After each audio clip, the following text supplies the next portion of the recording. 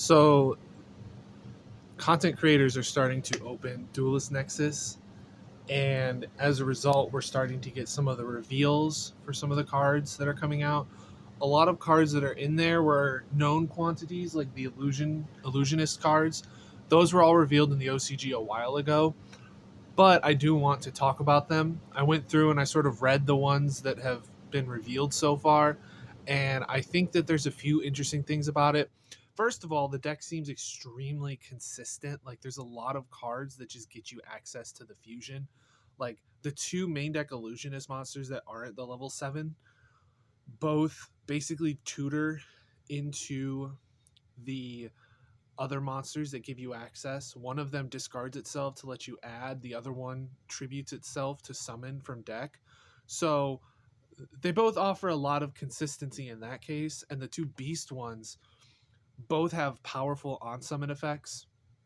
They get you access to Chimera Fusion, and one of them, when it's used as material, adds a monster, and the other one summons a monster. But the one that summons can't really be normal summon as easily because it's a level 5, whereas the other one's a level 4, so you can just normal summon it like you would any other level 4 and get access to plays that way, and then add cards as you go.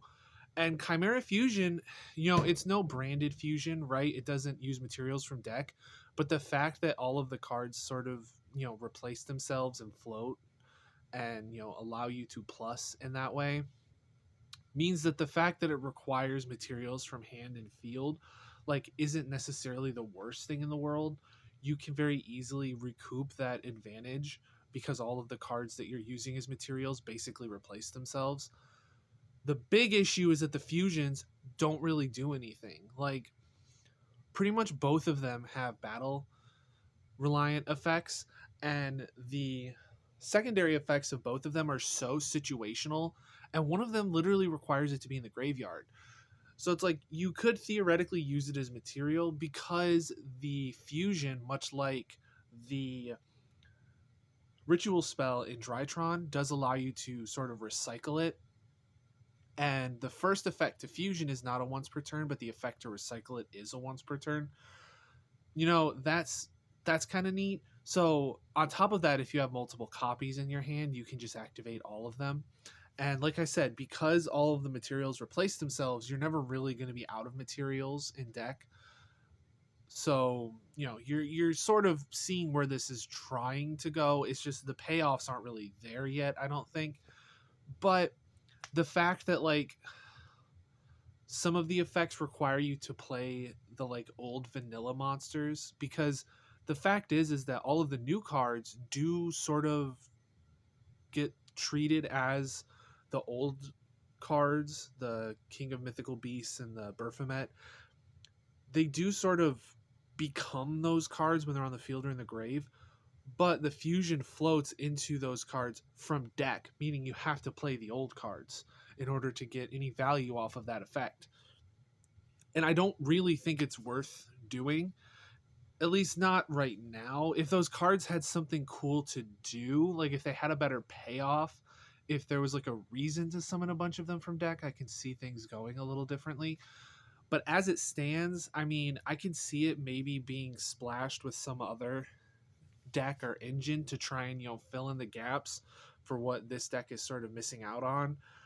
But ultimately, I don't really think the deck is going to do all that much. I think it needs more main deck cards in order to sort of fill out the slots, because as it stands, they have, I think, 4 playable main deck monsters and then the fusion, because the level 7 is completely unplayable, by the way. All it does is negate effects in the battle phase, which is not enough, especially going first when you don't have a battle phase. And the fusions don't nearly do enough. You're sort of going into these different cards and using all of these materials, and yes, they replace themselves, but once you get those fusions on field, they don't do nearly enough. So I think this first wave sort of sets the groundwork for an illusionist deck that I can see being really cool and powerful. The Chimera Fusion is a cool card, and I think that it does things that sort of make it worth playing as a fusion spell. We just need better payoffs is the thing. And I'm interested to see where it goes. If they announce more, I'll definitely make another follow-up video talking about how you know this new stuff fixes the deck. And if you're interested in seeing that, definitely subscribe, and I will see you guys in the next video.